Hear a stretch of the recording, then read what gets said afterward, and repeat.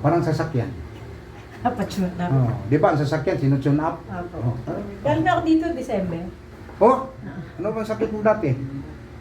Ganun din. No, walang pagbabago? Eh, okay siya eh. Kaso na-slide ako ng nabra. Ayun lang. Nagganyan pa ako. O saan ngayon masakit? Eto. Na-okay ka na noon.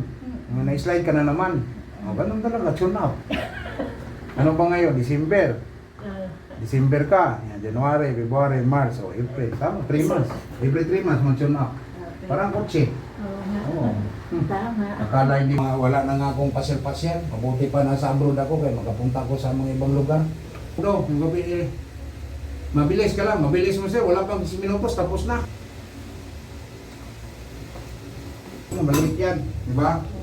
Bumotor ka ng ano, alas 2:30, antok ako, natulog alas 3, di talaga ako makagising ng alas 5. Di ba? Hindi na, tulog na. Sabi ko nga, hindi na ako magising nito. Hindi na.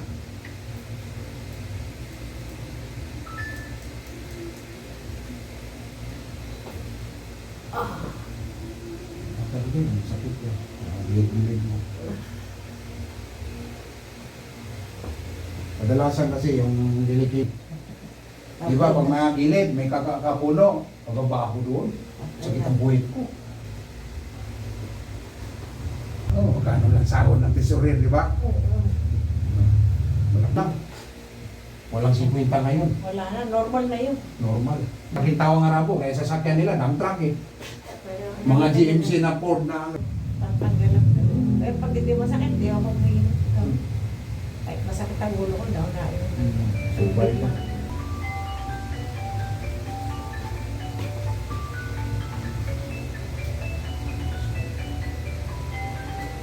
Yun. Yun. Kalong ka na doon. Oo.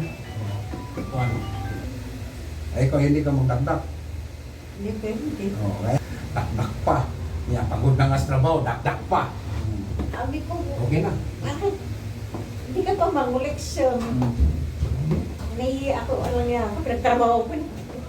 Dakdak pa daw. Tamang-tama, kaya may alis mo na ako. Wala kayo pinayat mo nga. Oo, nga ako. Kahit sino yung mga regular, magulat sila eh. Bumagsak ang master ah. Ang tradisyonal, bihira na ngayon mahanap mo. Yan, ang sarap po. Alam mo na, bihira na mahanap ako. Kaya kahit si tatay, yung kanina pinakauna, Gusto-gusto niya eh. Oo. Nag-contract senior na yun eh. Sabi niya, matagal kang hanapin master, mga ganyan sa'yo. Patay ng kadalasan. Alay.